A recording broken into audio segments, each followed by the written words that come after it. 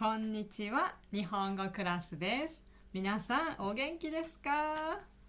はい、私は元気です。はい、今日は皆さんにとてもいいニュース、お知らせがあります。はい、勉強する前にちょっと聞いてくださいね。はい、新しいいいサービスを始めました。皆さんにとっていいサービスだと思います。はい、それは、この一番左に書いてある先生に何でも質問できるというサービスです。はい、これは何ですかね。はい、そうですね。これ、皆さんいろんなこと質問わからないたくさんありますね。そう、それ何でもいいですよ。私に聞いてください。はい、JLPT の勉強のことでも、仕事の日本語、ビジネス日本語のことでも何でも大丈夫です。はい、レベルも N5 ぐらいから、まだ始めたばかり、ひらがなカタカナわかりませんでもいいですの人から N1 レベルの人まで、いろんな人、誰でも大丈夫です。私答えます。はい、もちろん私が答えますので、はい、安心してください。他の先生じゃありません。私です。はい、勉強のことだったら、例えば JLPT のテストについてどうやって勉強したらいいですかとか、もうテストが近いから何をやったらいいですか、テストの練習とか、あとどうしよう、もう時間が少ないんですけどどうすればいいの、読解リーディングとか、はいはいはいね、何でもいいです。聞いてください。で、これ申し込みの仕方がとても簡単です。これね、これ Google の、Google カレンダーを使ってます。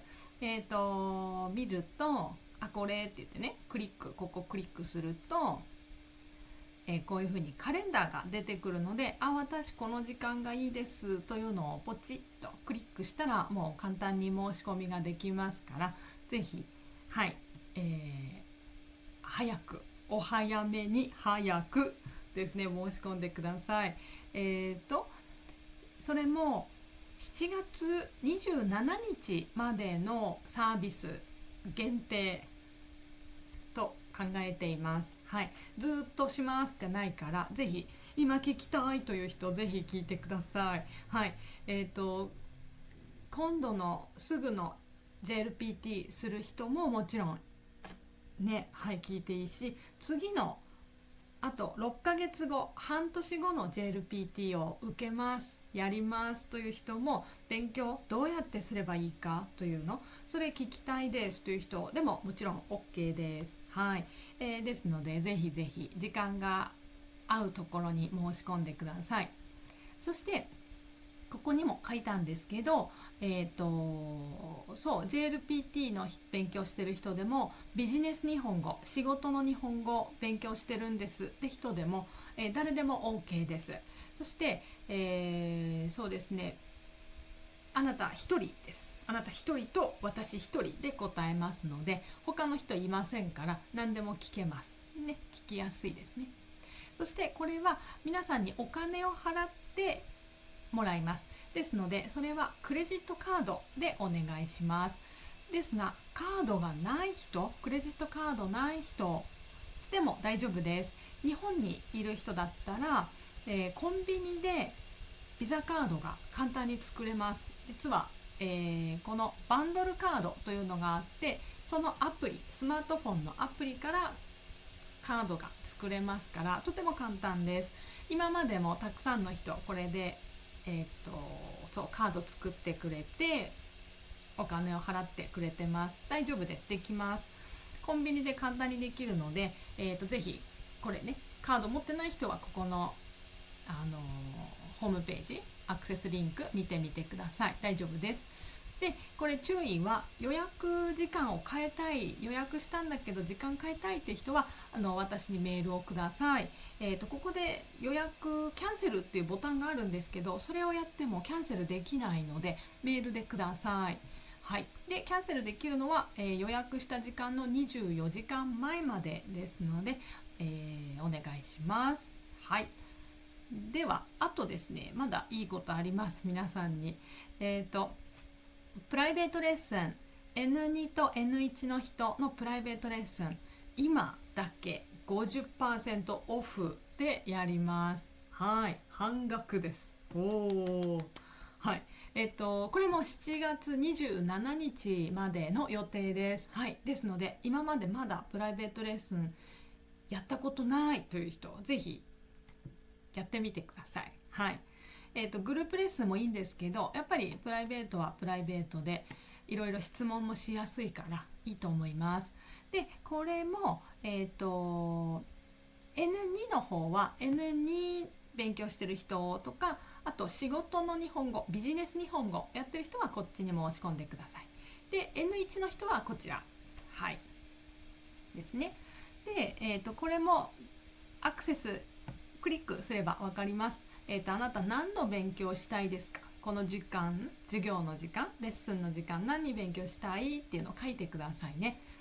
読解でもいいし、語彙文法でもいいし、仕事の日本語でもいいし、何でも大丈夫ですので、あなたが勉強したいこと書いてくれないと私もわからないので書いてください。お願いします。はい。では、まずはここのリンクですね。このリンクを、今日のビデオの下のところにリンクが書いてありますから、そこからアクセスして申し込みしてください。待ってます。そしてあとは、ビデオで勉強するというのもあります。時間が合わない、どうしても時間が合いませんという人はビデオでも勉強できます。ビデオレッスン、ビデオコースたくさんありますが、その中でも JLPT だと、例えば読解、リーディングのビデオだとこの2つが特に今おすすめです。読解問題ですね。 JLPT の読解問題の、テスト、どうやって勉強すればいいか、あと合格するための読み方というのがあります。どうやれば合格しやすくなるかというのがあります。テクニックあります。このステップ1のビデオ、特におすすめです。私説明しました、授業の時。はい。で、授業のビデオなので、皆さんもね、授業に来ているように見られますから、ぜひぜひおすすめ見てください。で、これステップ1とステップ2ありますが、絶対どっちも見なければいけないわけではありません。例えば、練習たくさんやりたいですって人は、こっちのステップ2の方がいいかもしれないです。はい。こっちで、あ、そうか。どうやって読めばいいかよく分かったというふうにステップ2得になると思いますから、はい、どっちもいいと思いますよ。ステップ1だけでももちろんいいですしね。ですので、これも私の今日のビデオリンクの下のところにアクセスリンク書いてありますから見てください。そして、いやもっと短いビデオでいいんですという人はこれもおすすめです。これもやっぱり読解ですね。中文のやり方、合格の方法、1時間説明してます。どうすれば合格しやすくなるか、テストの時どうやってテストの時間を使えばいいかとかテクニックがあります。それをシュッと1時間でまず話しているのがこのビデオです。はい。ね、N2 と N1 あります。はい。どちらもおすすめです。合格の方法しっかり説明してますから、ぜひぜひテスト前でもう時間ないんですという人はぜひこれいいと思います。この2つね、おすすめです。はい。では、この申し込みリンクは今日の下、ビデオの下のところに書いてありますから、そこからアクセスしてください。ビデオリンク下です。オンラインレッスンと書いてあると思います。ぜひぜひ来てくださいね。お待ちしてます。では皆さん勉強ね、頑張ってください。いつも応援しています。はい、いつもありがとうございます。では続けて勉強しましょう。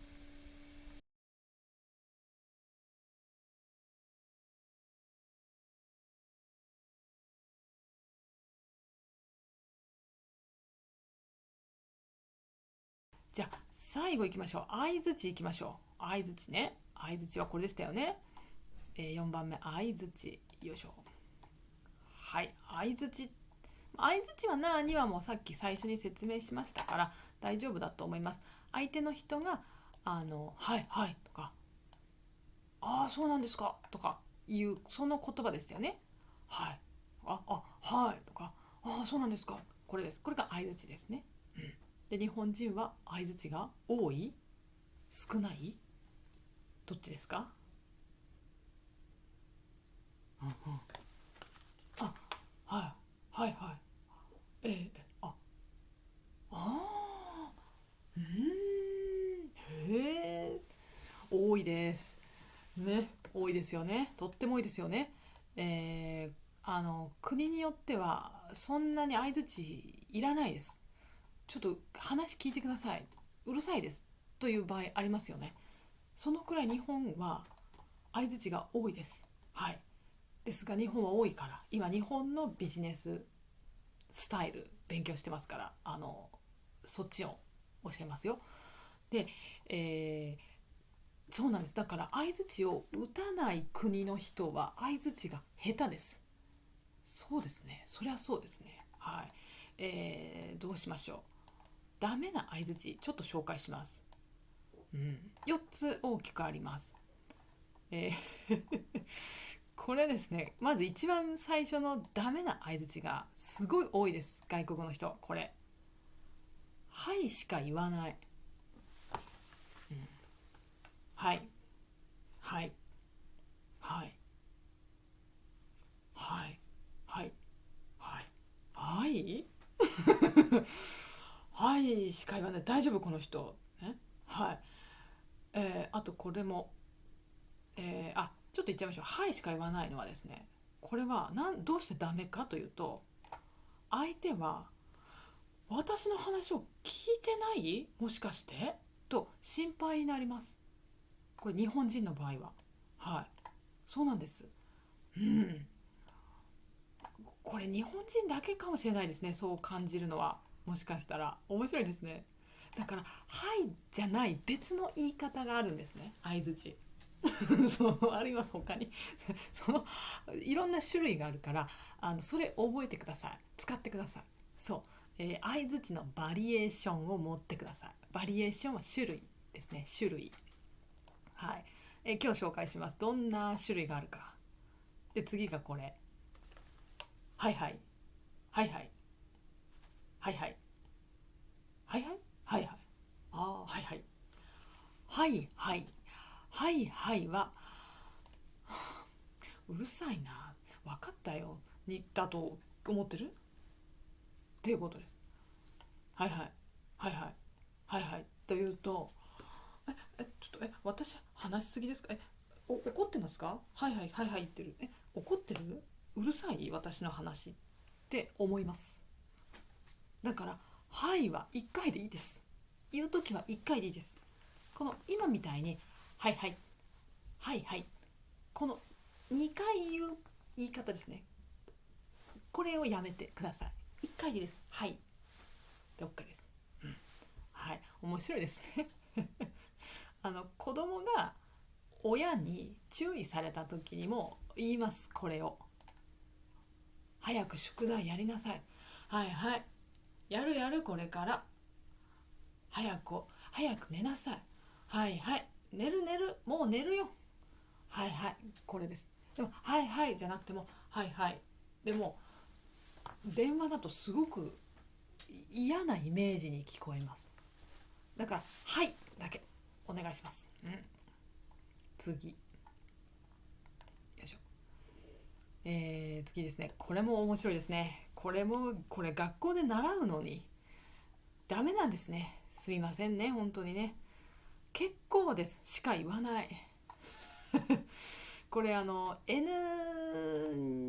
N3 くらいの教科書本で結構ですっていうのを勉強しますよね皆さんね。結構です結構ですってね。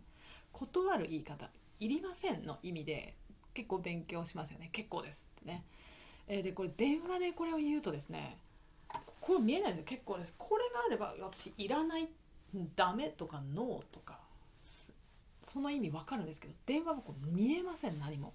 だから結構ですというと、結構です結構ですって何？結構ですははいといいえ、イエス、ノー、2つの意味がありますよ。結構です。何？いえどどっちですか？どっちですか？イエス、ノー、わからないになります。はい。だから結構ですだけは言わない。結構しか言わないはダメで、これ言ってください。結構です。送ってくださいとか、結構です。結構です。送らないでください。はい。こっちください。これも言えばいいです。結構です。これ使っていいですよ。結構です。何々くださいが結構です。何々しないでください。ないです。結構です。イエスと結構です。ノー。いいえです。ノーです。こっち言ってください。じゃないと本当にわからないです。はい。ですので使う場合は後も言うですね。気をつけてください。そして最後、これですね、日本人に多いです。そうだから皆さんの周りの人にいるかもしれないですが、皆さん使わないでください。どうもどうもどうもどうもどうもどうも、お世話になっております、どうもどうも、やめてくださいこれは言うのはやっぱり1回、どうもも1回、どうもも1回でいいです。どうもすみません、いいですよ、これいいですとか、どうもありがとうございます、 OK です。はい。どうもどうもどうもどうも、やめてください。どうもどうも失礼しますじゃなくて、どうもありがとうございますにしてください。はい。気をつけてください。本当日本人で私は聞きますね。そう悪い例ですね、それはね。そうでした。じゃあ今ので OK ですね。じゃあ相槌、ダメな相槌でした。じゃあ、いい相槌を紹介します。いい相槌ですね。9もありました。9つ。はい。へえってね。でその中でも皆さんがよく使うだろうなというか、私よく使うし、普通の日本人よく使ってるのを、まずよく使うと、よく使う星2つと、よく、使っていいですよっていうのをね紹介します。これ使っていいのものですよ。はい。例えばこれ、よく使いますはもちろんはいです。はい。はいはもう使います。そりゃそうです。はい。おこれもなかなか難しいですよね。じゃなくてちょっと明るくね。で、なるほど。はい。いいですよ。そうなんですか。これ相手の話聞いてますよと思います。で、これだから使うとき、はいって最初言って、ねねねねね、はい。ねねねねね、はい。ねねねね、なるほど。ねねねね、そうなんですか。OK です。そう。ずっとはいはいはいはいとか、ずっとじゃなくてってことですね。で、次。こっちもよく使いますというの。例えばこれ。これもいいですね。使いますね。おっしゃる通りです。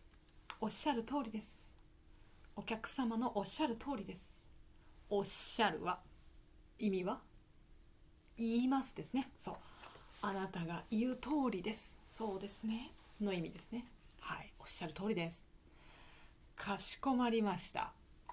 素晴らしいです。これはとてもいい綺麗な日本語ですね。これは分かりましたの意味ですね。かしこまりました。かしこまりました。これホテルで働いてる人もよく言いますよね。かしこまりました。はい。分かりましたお客様っていうすごい丁寧な言い方。でもこれお客様だけじゃなくても、自分の会社と相手の会社で一緒にビジネスやってます。で、何々してくださいってお願いされた時に、はい、かしこまりました。OK です。この人とても綺麗な日本語話す人。なんだか頭も良さそうだな。いいなと思います。かしこまりました。いいです。使ってください。はい。そして使うよというのはちょっとこれレベル高いです。ただこれは本当に話がいろいろ長くなった時とかに使う言い方。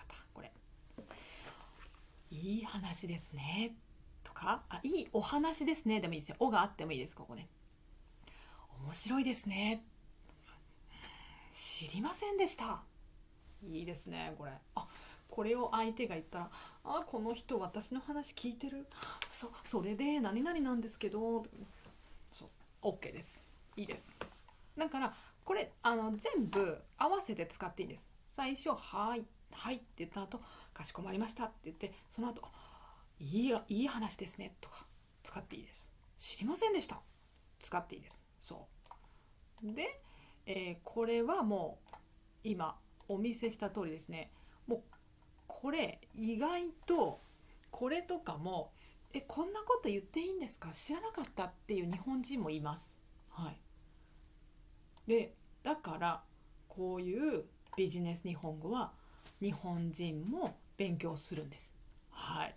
うわーってね。そう、ですのでこれを外国の、日本語を勉強してる人がこれをやるっていう、これを電話でするっていうのはまあ難しいです。だから勉強しないとできません。はい。で電話は特に本当にしっかり話さないと、間違いも起きるし、相手の人が怒ってしまうことも多いです。はい。こちらが話さないと、しっかり話さないと、そう間違いなく丁寧に話さないと、相手の人がだんだん怒ってくる時があります。本当に。そう日本人でもあります。急いで電話してたりとかする時とか、何かしながら電話してたりすると、どうしても日本語が丁寧じゃないとか、そうですね、間違いを言ってしまうとか起きますから、そうすると相手の人が怒ります。はい。で特に日本人はこういう電話とかまたはサービスとかに厳しいですから、はい、怒ってしまうことありますので、だから日本人も勉強するんです、ちゃんと。そうだから皆さんにも勉強してほしいし、はっきり言って勉強する必要があります。はい。N1 ぐらいまでレベルがいっていても、こういうのはJLPT には出てこないので、あのこれはこれで勉強しないとできません。そう残念ですが、そうでビジネスはこの時はこうやって言うけど、この時はこれはダメとかありますね。さっきもやったできませんという言い方、私の会社はこれはできませんという、できませんという言い方はしてはいけないっていうのは教えないと外国の人は知らないです。だからそれは日本の文化の一つですね。別の言い方をしないと相手は怒ります。できません、なんて失礼な言い方をするんですか、今まで一緒に仕事してきたんですよって怒っちゃいますから、その言い方一つでね。できませんって言っただけなのに、本当のこと言っただけなのに、どうしてこの人怒ってるのってね。先輩助けてくださいって、ダメです。なので勉強の必要があります。ですので、そういう勉強を私のコースでできますので、本当にね、知りたい、必要だ、ビジネスで必要だっていう人はぜひ来てください。で電話とメールとかは結構関係が深いです。ですので知ってると、電話知ってるとメールも書きやすくなるし、メール知ってると電話もできるようになるっていうのもあるんですけど、なのでぜひね、ちょっとやってみるっていうのはいいと思いますので、ぜひぜひコースで来てみてください。はい。ですので今日は大きくは、勉強したことをちょっと振り返るとこれでしたね。はい。間違った言い方をしないでくださいと。クッション言葉ってなんだっけ、あと数字、あと相づちでしたね。はい、をやりました。でこれはまだ本当に一部です。まだまだあります、勉強しなければいけないこと。残念ですが本当にね、そうなんですよ。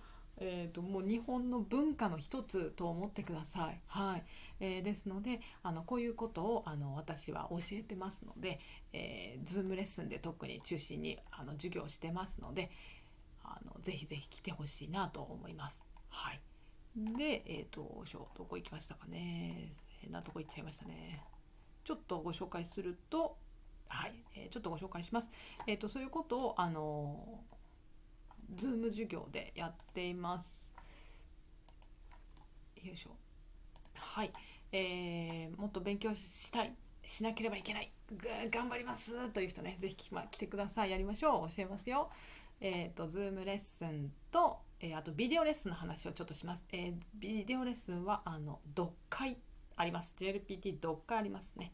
はい、ですが今日は軽く短くお話しします。細かく聞きたい人は1個前の私のビデオ、電話を受けるっていう方で詳しくコースについてお話ししましたので、ぜひそちら見てみてほしいです。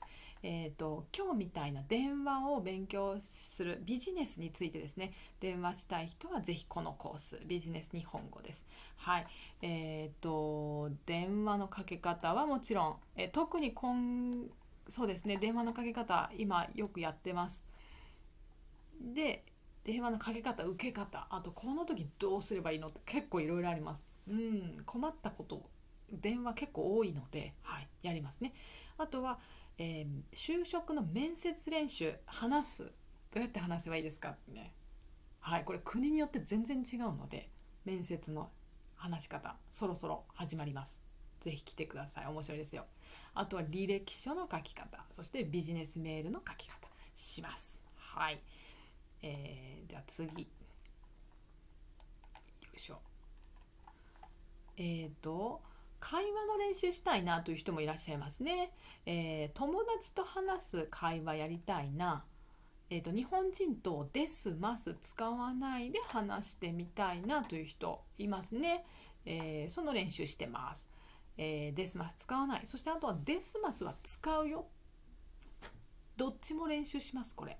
はい、ですのでぜひ会話の練習、もっと上手に話せるようになりたいなという人はぜひぜひ来てください。こちらもとても楽しい授業です。はい、結構難しいです。皆さん思ってるより多分難しいと思います。このコース面白いですよ。だから、だから N3 から N2 の人って言ってます。N2 ってレベル高いですよね。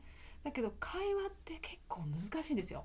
本当に教師がチェックすると結構それは違いますというか、もっとこういう言い方ありますとか、その言い方は失礼ですとか、今デスマス使わないでくださいとかいろいろあります。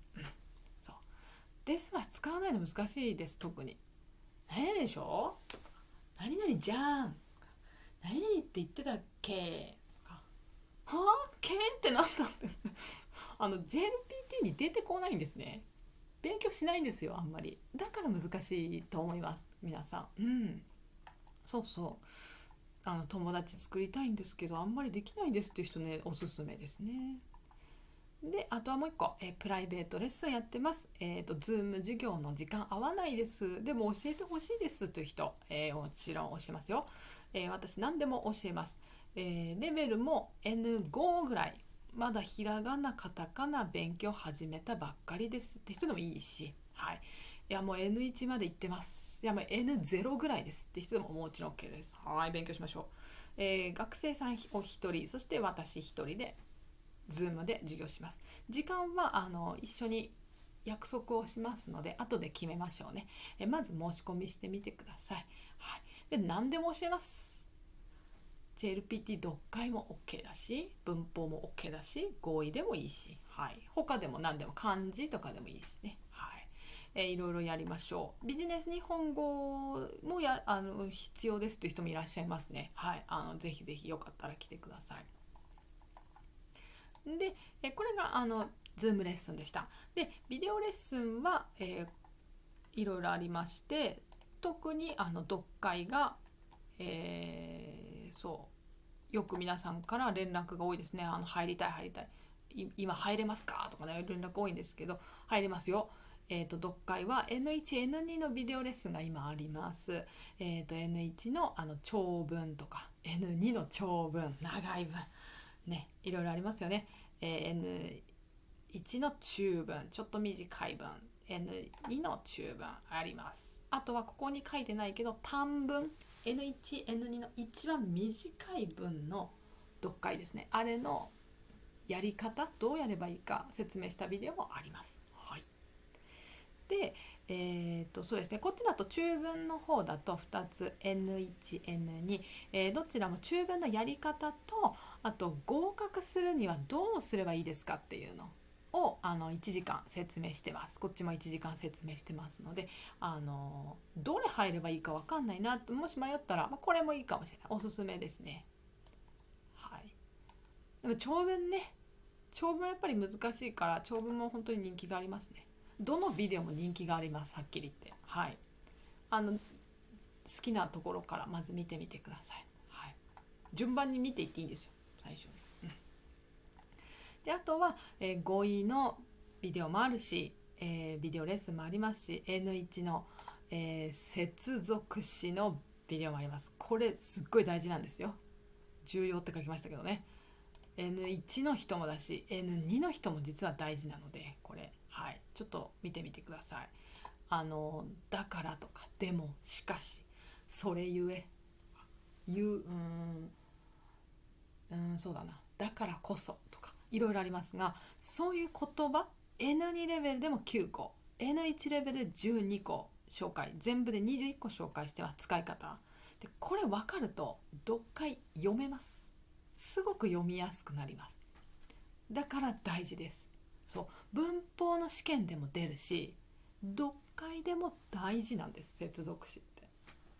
だからとってもおすすめです。はい。で、あともう一つおすすめは、例えば、N1 の語彙です。カタカナ語です。カタカナ語。デマなんとかなんとかね。デマをする。デマに行く。デマが流れる。デマで折れる。どれが入るね。デマって何ですかってね。そうですよね。N1 のカタカナ語って難しいです。すごく難しい。私にとっては面白いんですけど、皆さんにとってはもうはぁって思いますね。で、出ますテストに。だから分かってるとテストのポイントを上げることができますので、だからおすすめです。で、これよく使うんです、日本人。で、読解にも出てくるんです、カタカナ語って。だから大事なんです。そう、はい、おすすめです、皆さん。じゃあこのようにですね、これらのこういう申し込みですね、ビデオレッスンも、Zoom レッスンも申し込みはここからできます。で、このリンク、ホームページの、リンクは今日のビデオの下の、ディスクリプション、説明のとことかコメントのとこに書いてありますので、コメント、そうですね、メッセージのとこでにリンクがありますから、そこをクリックしてそこから申し込みをしてください。料金いくらですかとかもそこに書いてありますから、見てみてください。はい、ね、はい。で、私はですね、あと Twitter をしてます。今は X ですね。X もしてますので、ラーニングジャパニーズ@日本語クラス、このリンクも、今日の同じところに書いてあります。下のディスクリプションか、メッセージのところに書いてありますので、ぜひぜひ見てみてください。はい。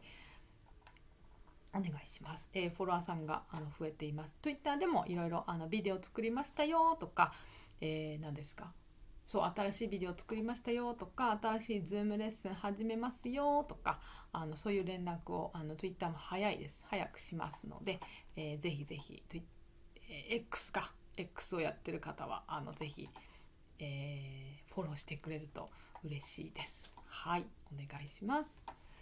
じゃあ、また皆さん一緒に勉強しましょう。今日勉強したことぜひメモに取って使ってください。ぜひ。そうで、何が分からなかったなんかこういうことも教えてほしいとか、これが実際使ったけどうまくいかなかった、うまくいったとか、ぜひぜひいろんなコメント、メッセージぜひください。ちょっと最近コメント少なくてちょっと寂しいです、私。はい、お願いします。待ってます。はい、こんにちは、日本語クラスです。今日はビジネス日本語っていつもこの YouTube の先生言ってるけど、どういうのわかんない、よくわかんないなという人いらっしゃると思います。ですので今日はちょっとわかりやすく例を出して説明しようと思います。はい、私 Zoom レッスンをしています。Zoom で皆さんと学生さんと一緒に顔を見ながら一緒に、勉強を毎週しています。毎週日曜日19時からしています。はい、どういう勉強してますかというのを今日ちょっと、例を見せますね。はい、ここに書きました。ビジネス日本語、会話の勉強してます。どうやって会社で話せばいいか、上司の人と、または同僚と、または会社の相手の人、仕事の外の人ですね。自分の会社じゃない人、外の会社の人とどうやって話せばいいですか。会った時もそう、電話どうやって、どちらも大事です。そして難しいのでそれを練習してます。そしてビジネスメールです。はい、メールは本当に難しいですね。これは日本人の私でもいつもどうやってこれで OK? ってちょっと心配になる時もあるくらい難しいです。はい、じゃあ例えばどういう言葉を使うのか、この会話の時もメールの時もどういう言葉使うか、30個ちょっと例を書いてみました。はい、皆さん見てみてください。ちょっと待ってください。字が小さいですけど、じゃあですが今日は例を見せるだけなので、私がもう読みます。パンパンパンパンと読んでいきますので、あ、知ってるとか、初めて聞いたとか、何それとか、意味わかんないとかね、かもしれないですけど、言ってみましょう。いきます。ですが皆さん、これは私のクラス入ったらちゃんと本を使って勉強しますし、本には翻訳が書いてあるし、来週この勉強しますから先に自分で勉強しておいてくださいね、予習ですねとちゃんと言ってますので、それを準備してクラスに来れば大丈夫です。そして授業の時にも分かんなくて、質問することももちろんいつでもできますので、はい、じゃあ行きましょう。でもね、ただ何にも知らないと、何にも言葉わかんないで本当に会社に入ってしまうと、日本人が何を言ってますか、友達とは日本語分かったのに会社の人はなんか全然わかんないなります。はい、ですのでちょっとでもね、私の授業で少しこの言葉聞いたことあるとかだと、働き始めてからいいですね。もっと仕事に集中できますね。仕事できる。日本語がじゃなくて仕事しなきゃいけないですから。日本語使ってエンジニアの仕事するとか、日本語使って何かをするんですね。皆さん、日本語使ってホテルで働くとか、だからずっと日本語って言ってると仕事できませんから。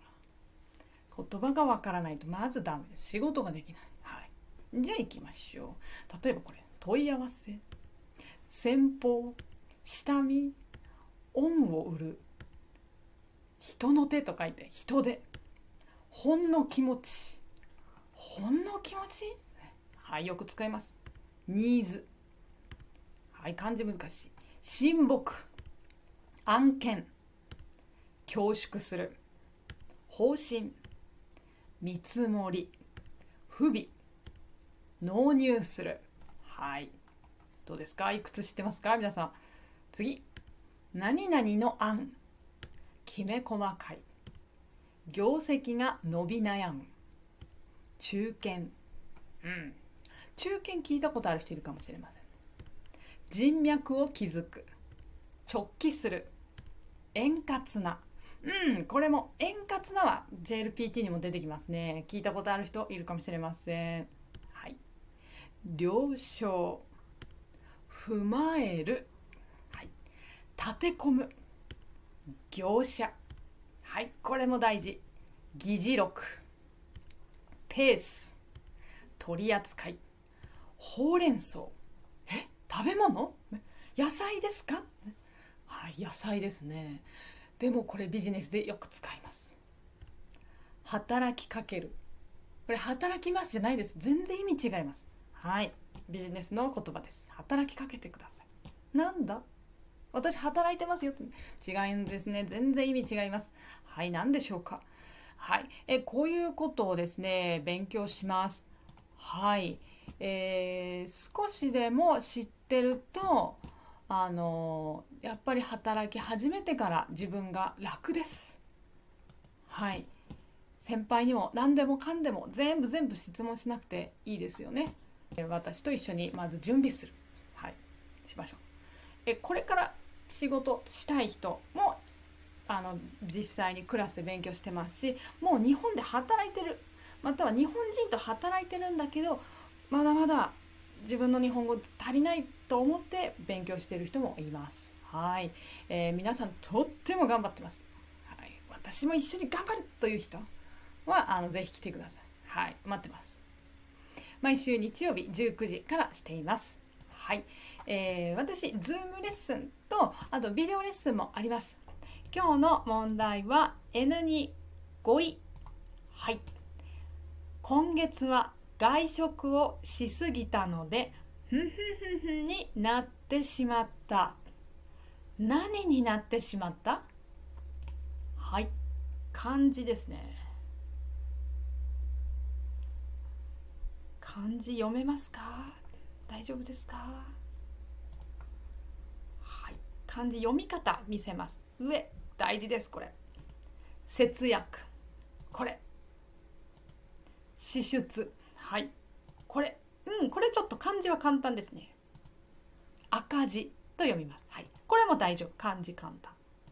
黒字、黒と赤、へえ、ね、はい、これ全部 N2 の語彙ですよ。大事ですよ。読み方も覚えましょうね。はい、じゃあ答えはどれですか？何になってしまった？上からいきます。節約ですか？違います。節約、出たのでこれだけちょっと先に言いましょう。節約大事ですね。語彙大事です。セービングマニーですよね。節約は分かりますね。よく使うからきっと知ってる人多いと思います。これじゃないです。答え違いますよ。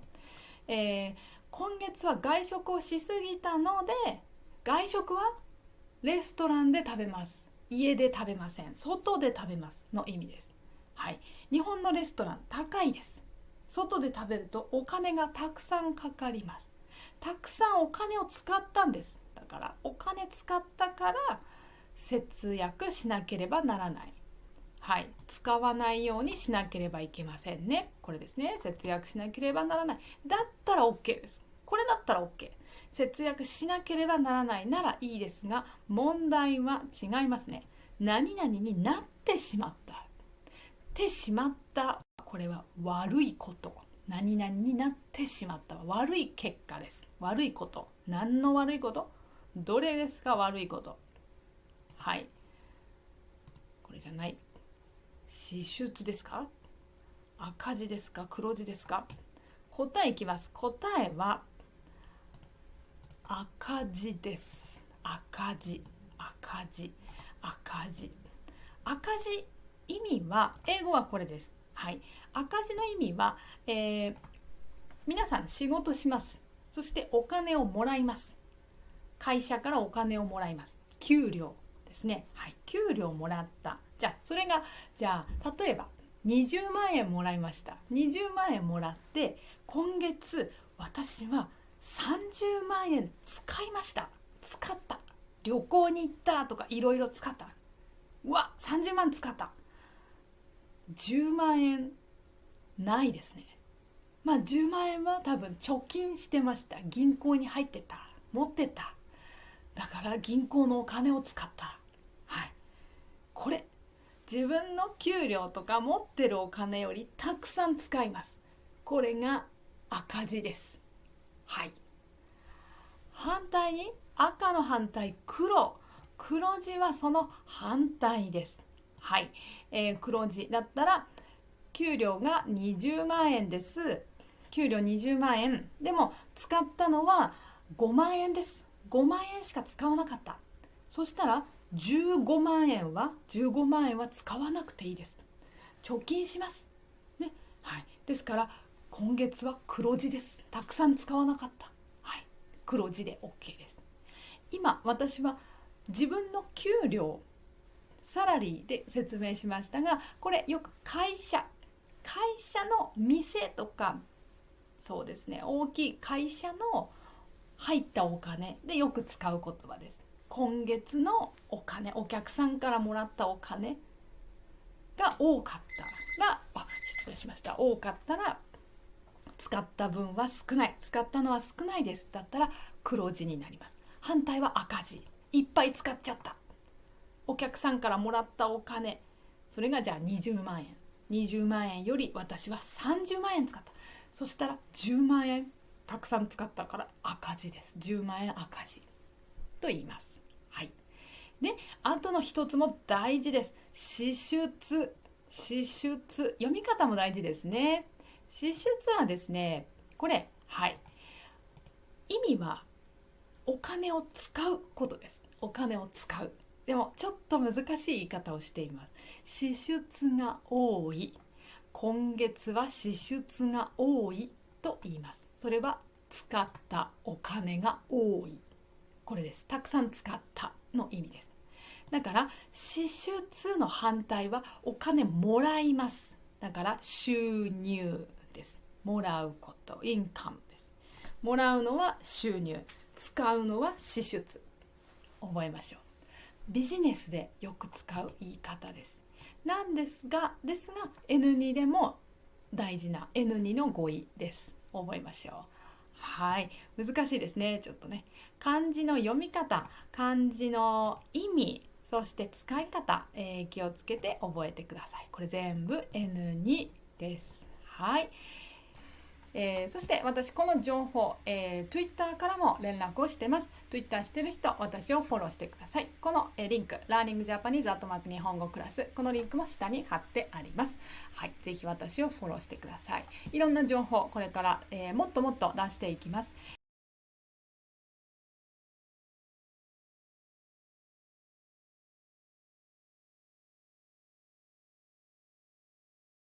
こんにちは、日本語クラスです。こんにちは。今日もライブで日本語の、日本のニュースですね。日本のニュースをお伝えします。はい。よろしくお願いします。ライブなので声が聞こえるかちょっといつも心配です。声が聞こえますというメッセージぜひ送ってください。よろしくお願いします。はい。そして今日のニュースは、特に外国人の皆さんにとても関係がある大切なニュースです。はい。特にですね、日本に今住んでる人、とっても大事なニュース。そしてこれから住む予定の人にもとっても大事なニュースです。はい。ですので、よく聞いてみてください。はい。今日のテーマは、税金みたいなものなんですね。皆さんの国にも税金ありますよね。タックスですね。そして日本の場合ももちろんあります。はい。そして、日本に何ヶ月か住んでる人はもう払わなければいけませんというものが日本にもあります。はい。その話です。はい。今日のテーマはこれです。はい。漢字ですね。読みますね。在留と読みます、これ。在留外国人の保険料納付初調査へというタイトルです。なーにそれと。はい。これ簡単に言うと、今、これは今ですね。今、日本に住んでいる外国人が、保険料、日本の保険、はい、インシュランス、保険のお金というのを日本は払う必要があります。はい。例えば、医療保険という病院に行くのが日本はちょっと特別で、日本の場合は自分で 100% 病院に払わなくていいです。はい。保険にしっかり入っていればというか入らなければいけないんですね、日本ね。旅行の人は別なんですけど、もう住んでるっていう場合、留学生でももちろん入るし、日本で働いていたらもちろんもう入らなければいけない。はい。その保険の、システムが日本にはあります。国にお金を払います。はい。保険料というのがあって、例えば病院に行った時に自分で 100% 払わなくてよくて、30% 病院のお金を自分は払えばいい。で残りの部分は国が払ってくれるというシステムです。はい。だからあのそのためにはもちろん保険料を毎月払わなければいけないんですね。でこれを払うってこと、納付っていうのはそういう税金のようなもの、国に払うお金を払うっていう意味です。納付っていうのね、それを払っていますか、それを調査する、調べる、初めて調べますというニュースです。何どういう意味ってね、ちょっとこのタイトルだけだと意味が分かりにくいかもしれない。はい。じゃあちょっと読んでみましょうか、今日のニュースね。これですね、結構大事です。みんなにとって大事です。はい。じゃあ今日は、この1ページ目、2ページ目、3ページ目です。はい。今日あんまりマークをしてないんですが、実は語彙はちょっと難しいと思います。今日のは。はい。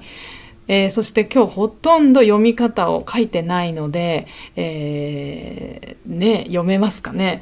だけど N2 以上の人だったらもう読めないと、 JLPT もし受ける人は意味がわからない、あと漢字の問題ができないです。はい。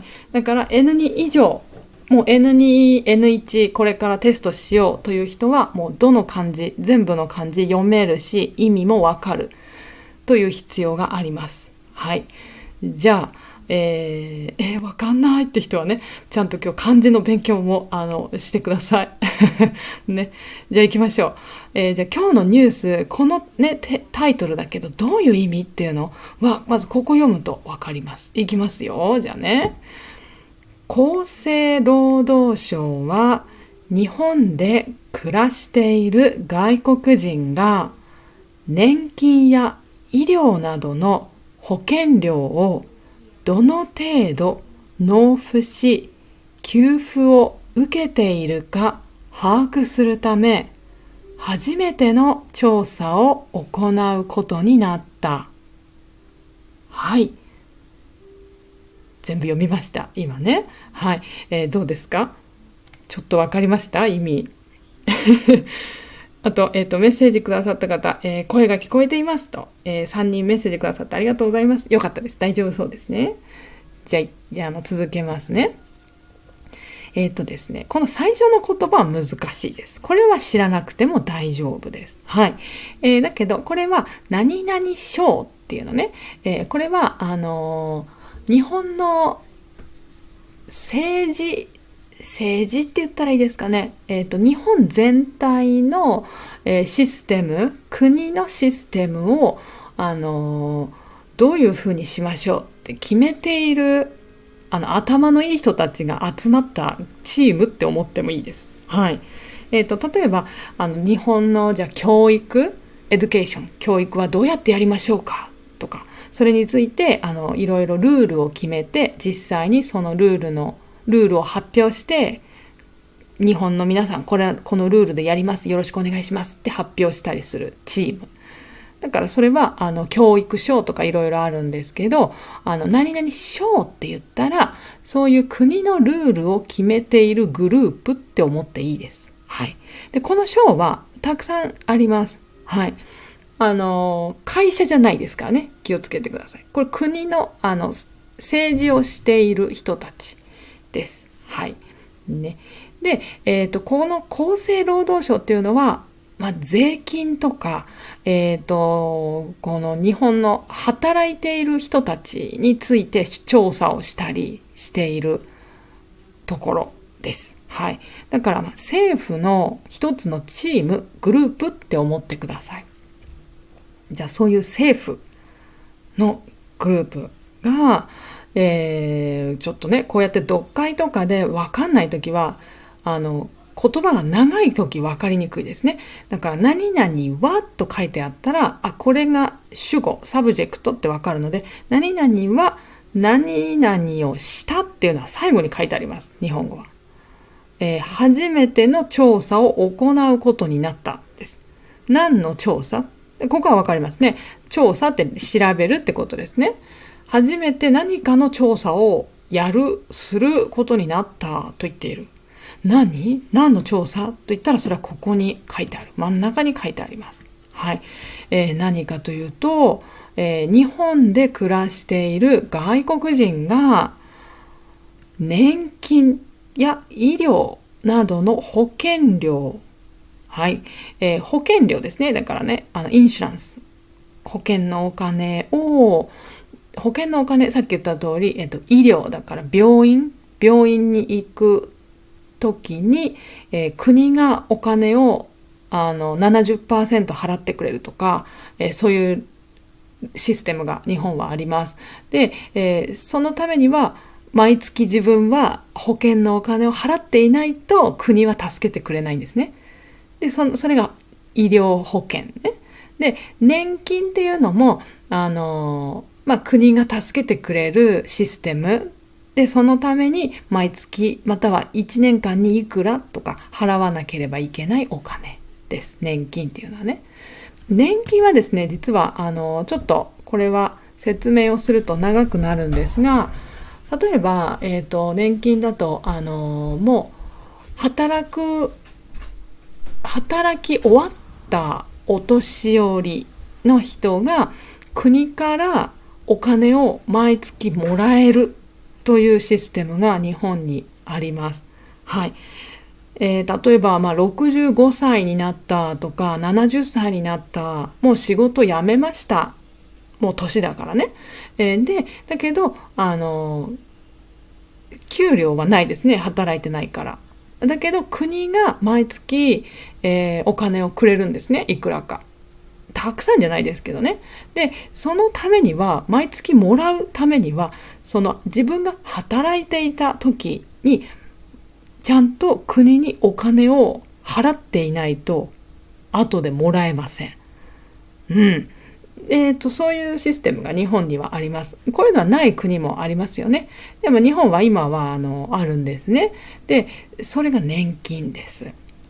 で、年金は日本に住んでいる人で20歳から60歳だったかなまでの人、それも日本人も外国の人も、それは20歳以上だったらもう国に年金という年金のこのお金を毎月払わなきゃいけないんですね。毎月だったか、1年に1回だったか、何ヶ月に1回だったか今覚えてないんですけど、とにかく払わなきゃいけない。で、こういうお金をどの程度はどのくらいっていう意味ですね。どのくらい納付だから払っていますかですね。さっき最初に言いました納付っていうのは、こういう医療とか年金のお金、国に払うお金、コンビニに行ってコンビニで、パンを買うとかガムを買うでコンビニにお金を払います、200円か払いますっていうのは納付するとは言わないです。それは税金とかに関係ない、ただの買い物なので、だけどこういう税金に近いようなもの、保険料とか国に払うものは納付って言います。で、それを外国人の人がどのくらい払っている、納付しているか、そして給付を受けているか。給付っていうのはちょっと難しいですね。漢字は簡単なんだけど、意味はこれはですね、給っていうのはもらうっていう意味です。だから自分がお金払ってるし、実際もらってるかってことです。だから医療保険も払うけど、病院行ったら国が何十%か、70% とか 60% とか国が助けてくれます。で、それをもらうってこと。そのお金をちゃんと本当にもらっているか、給付を受けているか把握するため。把握、いいですね。把握する、実はこれは N1 レベルの言葉です。把握するっていうのは、知る、ちゃんとチェックして調べて分かることです。だから、全体を見ると、この厚生労働省、この国、政府は外国の人がちゃんと保険料を払っていますか、本当に払ってますというのを、調べる。そして外国の人、保険払っただけじゃなくてちゃんともらってますかって、そう、あなたたちはもらってますかというのを国がチェックする。国がチェックする。チェックして、あ、もらってますね、よかったですとか、いやいや、ちょっとあれ、ここの家の人は税金、保険料払ってないですねとかをチェックするってこと。チェックするために初めてこういう調査、調べることをすることになりましたっていうニュースです。はい。ちょっと今私の説明も分かりにくかったかもしれないですが、すっごいもっと簡単に言うと、日本という国が今日本に住んでる外国の皆さんが保険料を本当に払ってますというのを調べる。そして払ってる人はちゃんとその保険料のお金を返してもらってますか、払うだけじゃなくて、そうもらってますかっていうのを、今年初めて調べますっていうニュースです。はい。あ、そうってね、今まで調べてなかったんだってちょっと思いますよね。私はそう思いました。で、続き読むと、実はですね、ここにもうちょっと書いてあります。読みますね。だけど漢字がね、ここもいっぱいでちょっと難しいんですけど、やってみましょうか。私じゃあ読みます、全部一回ね。で、漢字の読み方考えながら聞くといいかもしれないですね、今日はね。でも漢字大丈夫って人は耳で聞くだけでもいいと思いますよ。一回ね、全部耳だけでリスニングしてどれだけわかるかチェックしてもいいですね。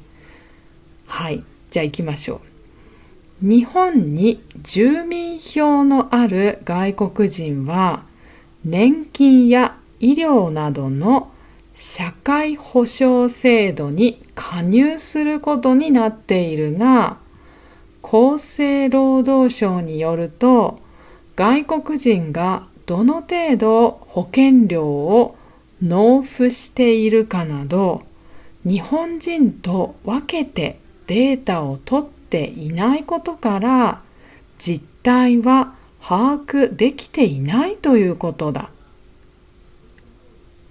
はい、読みました。はい。さっき使った前のページで読んだ同じ漢字が出ていましたので、読みやすかったかもしれない。はい。で、ここの話の意味分かりました？これちょっと私びっくりしました、このニュース聞いた時。って。で、あとちょっとびっくりするのが、これ一つの文がずっとつながってるんですね。何々わーということだ。ここまでで一つですね。長いですね。じゃあ行きましょう。いきますよ。日本に住民票のある外国人。はい。これ住んでる人だったらイメージできると思うんですけど、もう本当に日本に住みますと。ちゃんと例えば、留学生でもそうだし、日本で働いている人ももちろんそうだし、市役所に行きますよね。市役所に行って、私はここの何々という住所に住んでますで、ちゃんと登録しますね。ちゃんと紙を書いて市役所に出します。で、そうすると、あなたは本当に今住んでますねっていうのを、日本に住んでますねっていうのをちゃんと国が紙で出せます。証明書です。それが住民票です。紙なんですけどね。で、そういう住民票をちゃんともう出すことができる外国人です。旅行に来ました1週間だけとかは違いますね。住所はないですからね、日本にね。日本にちゃんと住所がある人の場合です。そういう外国の人は年金や医療などの社会保障制度に加入することになっている。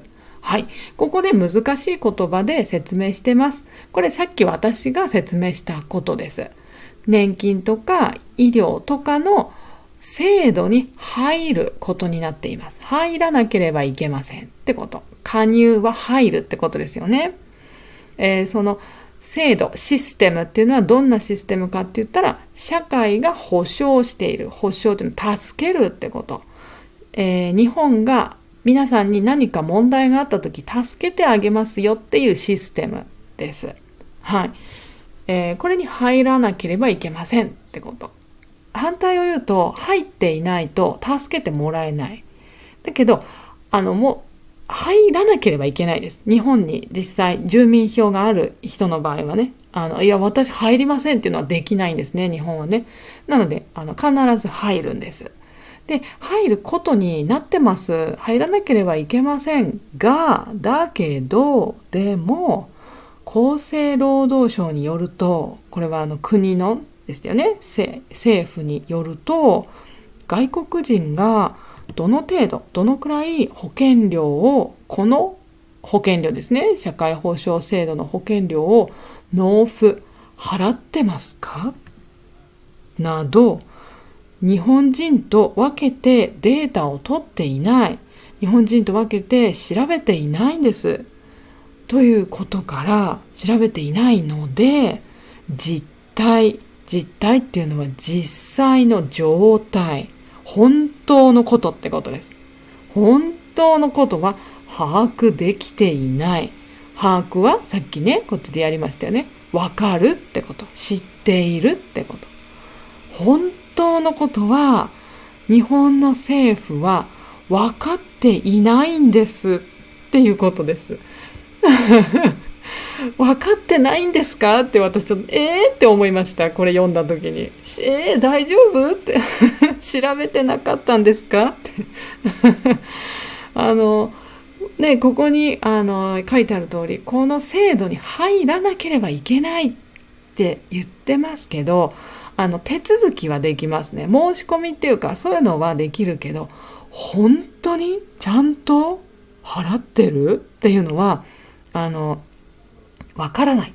で実際日本人でもこれには入ってることになってる、名前はあるんだけど年金を払ってませんとか、医療も払ってませんとか、いや病院全然行かないからいいです、それにちょっとやっぱりお金払わなきゃいけないの、私生活大変だから払えないんですっていう人もやっぱりいるんですね。で払ってないっていう問題な人もいます。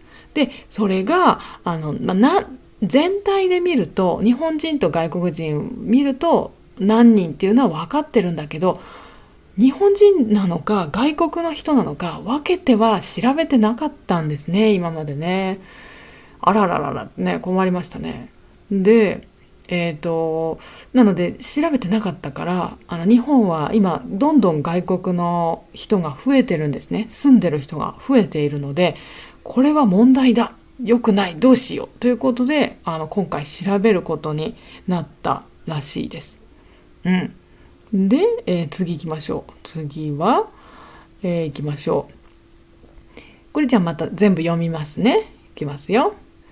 このため厚生労働省は制度ごとの加入状況に加え、保険料をどの程度納付し給付を受けているかなどを調べるため、今年度中にも初めての調査を行うことになった。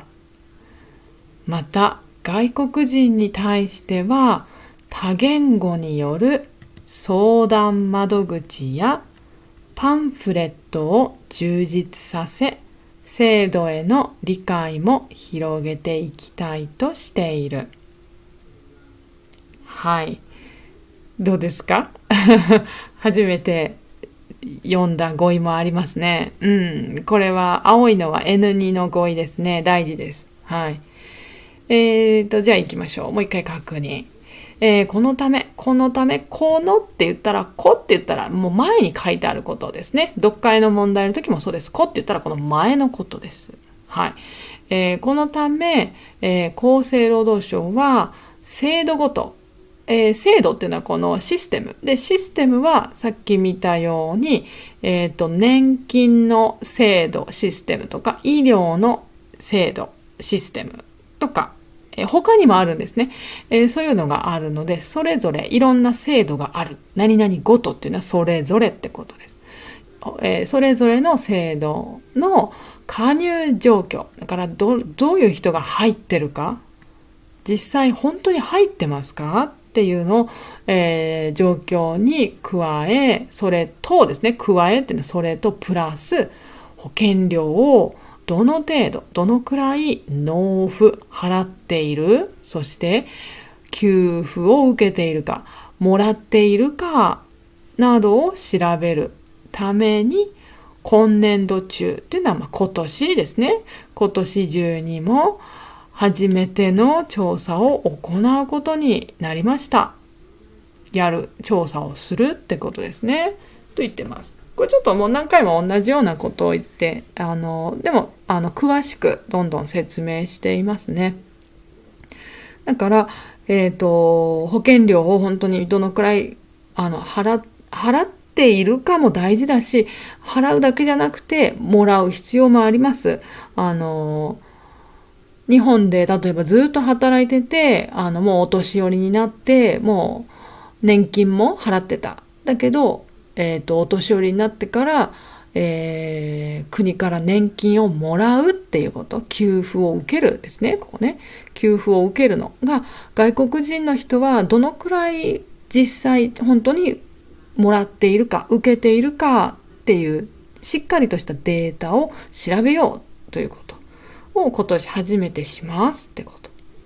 だからもしですね、皆さんの中で、また皆さんじゃなくても知ってる友達とかでも、国のこの保険料をもし払っていない、忘れちゃったとかも一つなんですけど、そういう場合はチェックされるので、もう今からでも払った方がいいです。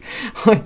ちょっと分かんないって思ったら市役所行くのがいいですね。市役所行って在留カードとか持って、すいません、自分の保険料、払ってるか確認したいですとかって聞いてもいいと思いますよ。ね、まずは分かんなかったらまずは市役所行ってみるのがいいかなと思います。で、そしてまたですね、また外国人に対しては多言語、いいですね、この言葉ね。言語は language ですね。で、多はいろいろなです。多くだから。いろんな言語による、相談窓口、相談をする。困ってるんです。すいません、わかんないですって。さっきのこれみたいに保険料払いたいんですけどどうやって払えばいいか分かりませんとか教えてくださいとか、はい、そういう相談をする場所、窓口ってよく言います。そういうのとか、パンフレットを充実させる。充実っていうのは十分にある、ちゃんとあるってことです。